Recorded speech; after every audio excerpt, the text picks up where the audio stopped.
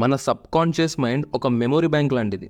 నీకు ఏం జరిగినా, నువ్వు ఏం చూసినా ఆ డేటా మొత్తం మన సబ్కాన్షియస్ మైండ్లో పర్మనెంట్గా స్టోర్ అయిపోతుంది.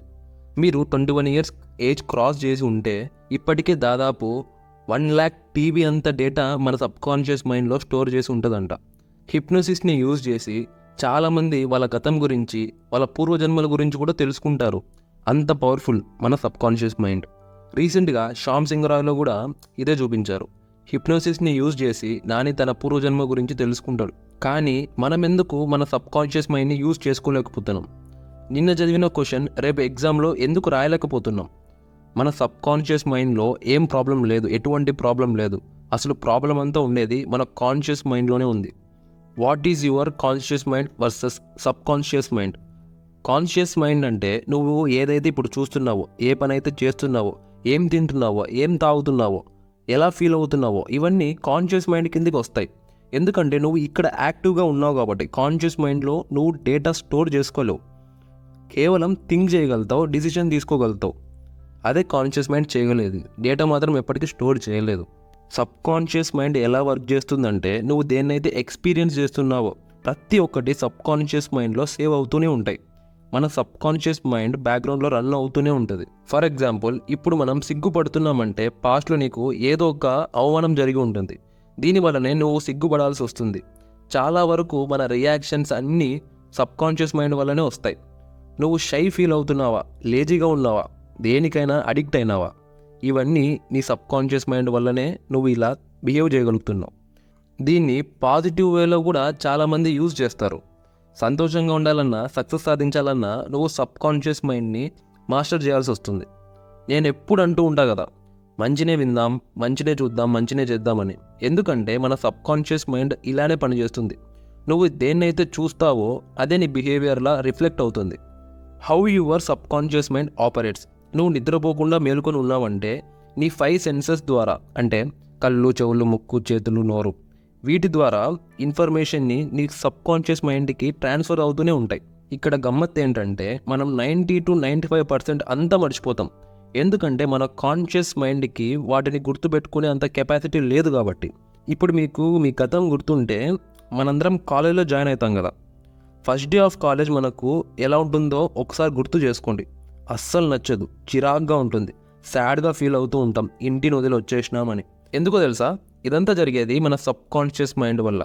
కొత్త కాలేజ్ కదా, కొత్త కాలేజ్, కొత్త మనుషులు, ఇదంతా మన సబ్కాన్షియస్ మైండ్కి కొత్త ఇన్ఫర్మేషన్. ఎప్పుడైతే మనకు సబ్కాన్షియస్ మైండ్ ఆ కాలేజ్ సర్కమ్స్టాన్సెస్ని అలవాటు పడుతుందో మనకు కూడా అప్పుడు ఆ కాలేజ్ అలవాటు అయిపోతుంది. అందుకే చాలామంది అంటుంటారు, మీ కంఫర్ట్ జోన్ నుండి బయటికి రండి, మీ కంఫర్ట్ జోన్ని వదిలేయండి అని చెప్తూ ఉంటారు. మన సబ్కాన్షియస్ మైండ్ మిమ్మల్ని కొత్త పనులు చేయనివ్వదు. నువ్వు బలవంతంగా, కన్సిస్టెంట్గా నీ సబ్కాన్షియస్ మైండ్కి ఒకే ఇన్ఫర్మేషన్ రోజు ఇస్తే అప్పుడు నీ సబ్కాన్షియస్ మైండ్కి నార్మల్ అవుతుంది. Using your conscious mind to properly programme your subconscious mind. మన సబ్కాన్షియస్ మైండ్లో positive behaviours and negative behaviours రెండు స్టోర్ అయి ఉంటాయి.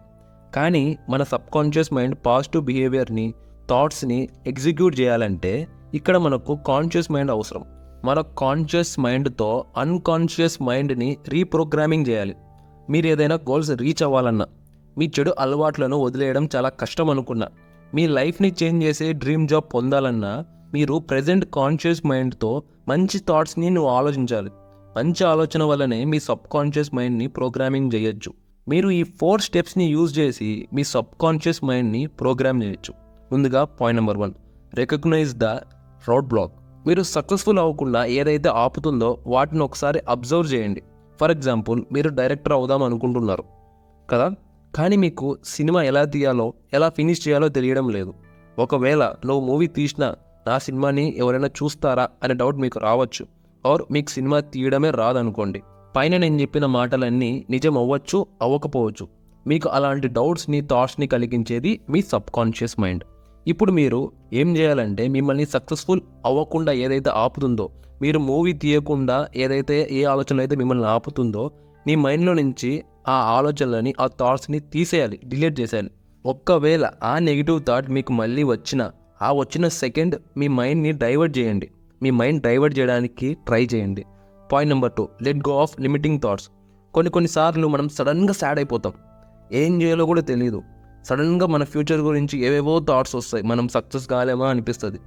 పాస్ట్లో జరిగిన ఇన్సిడెంట్ వల్ల మీ సబ్ కాన్షియస్ మైండ్ మిమ్మల్ని ఇలా కృంగదీస్తుంది.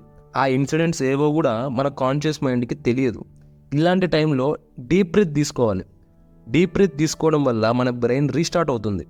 ఇంకా ఎటువంటి థాట్స్ మీ సబ్ కాన్షియస్ మైండ్ ఇప్పుడు ప్రొజెక్ట్ చేయలేదు, ఫ్రెష్గా స్టార్ట్ అవుతుంది కాబట్టి. Point number 3, setup the intention with your conscious mind. Proper ప్లాన్తో ఆలోచించాలి. నీ సబ్ కాన్షియస్ మైండ్ని పాజిటివ్ వేలో ప్రోగ్రామింగ్ చేయాలి. ఫర్ ఎగ్జాంపుల్, ఈ వీడియోకి 3 lakhs వ్యూస్ వస్తాయని నేను అనుకుంటున్నా. అది కూడా ఈ రోజో రేపో కాదు, లాంగ్ రన్లో. ఒకవేళ ఈరోజు వీడియోకి నాకు వ్యూస్ రాకపోయినా పర్లేదు, లాంగ్ రన్లో 3 to 4 lakhs వస్తాయని నేను నమ్ముతున్నా. నా సబ్ కాన్షియస్ మైండ్ని ప్రోగ్రామ్ చేస్తున్నా. ఇప్పుడు ఎక్స్పెక్టేషన్స్ పెట్టుకోకండి, ఎప్పుడు ఎక్స్పెక్టేషన్స్ పెట్టుకోకండి. మీరు ఎక్స్పెక్టేషన్ పెట్టుకొని అది రీచ్ అవ్వకపోతే నీ సబ్ కాన్షియస్ మైండ్కి అదొక నెగిటివ్ ఎఫెక్ట్ చూపిస్తుంది. అప్పుడు పాజిటివ్ వేలో నడవలేం. సో పాజిటివ్ వేలో ఆలోచించండి. అండ్ ఏ విషయం కూడా లిమిటెడ్గా ఆలోచించకూడదు, యూనివర్స్కి వదిలేయాలి. మనం ఏం చేస్తున్నామంటే మనం అందరం లిమిటెడ్గానే ఆలోచిస్తాం. ఒక శాలరీకి స్టిక్ అయిపోతున్నాం. ఈ మంత్ 30K శాలరీ వస్తుంది, నెక్స్ట్ మంత్ కూడా 30K శాలరీనే వస్తుంది. ఇలా నీ ఇన్కమ్ని నువ్వు లిమిట్ చేసేసుకుంటున్నావు, నీకు నువ్వే లిమిట్ పెట్టేసుకుంటున్నావు. నీ సబ్ కాన్షియస్ మైండ్కి కూడా లిమిటెడ్గానే ట్రైన్ చేస్తున్నావు. Number 4, let your sub conscious mind take over. నేను డైలీ 2 times నా సబ్ కాన్షియస్ మైండ్ని యూజ్ చేస్తా. అది ఎలా అంటే, మీ మొబైల్లో 20 minutesకి ఒక అలారం సెట్ చేసుకోండి. అలా 20 minutes రెస్ట్ తీసుకోండి, రిలాక్స్ అవ్వండి. ఆ టైంలో మన సబ్ కాన్షియస్ మైండ్ యాక్టివ్ అవుతుంది. వెంటనే 20 minutesకి మళ్ళీ మనం కాన్షియస్ మైండ్లోకి వచ్చేస్తాం. నేను దాదాపు 50% డెసిషన్స్ మొత్తం నా సబ్ కాన్షియస్ మైండ్తోనే తీసుకుంటా అని నేను ఫీల్ అవుతున్నా. నేను సబ్ కాన్షియస్ మైండ్లో తీసుకునే డిసిజన్స్ అని ది బెస్ట్ అని. ఈ వీడియోకి ఇంతే గైస్. మనం సక్సెస్ అవ్వాలన్నా, లైఫ్లో ఫెయిల్ అవ్వాలన్నా sub conscious mind key role play చేస్తుంది. నీ పాస్ట్ ఎక్స్పీరియన్స్ వల్ల ప్రజెంట్ రియాక్షన్స్ని డిసైడ్ చేస్తుంది నీ సబ్ కాన్షియస్ మైండ్. సో మీరు పాజిటివ్గా ఉంటే మీ సబ్ కాన్షియస్ మైండ్ కూడా పాజిటివ్ వేలోనే ప్రోగ్రామ్ అవుతుంది. మీ లైఫ్ కూడా పాజిటివ్గా మారుతుంది. వీడియో నచ్చితే లైక్, షేర్, సబ్స్క్రైబ్ చేయడం మాత్రం మర్చిపోకండి. మంచినే చూద్దాం, మంచినే చేద్దాం, మంచినే విందాం. మళ్ళీ నెక్స్ట్ వీడియోలో కలుద్దాం.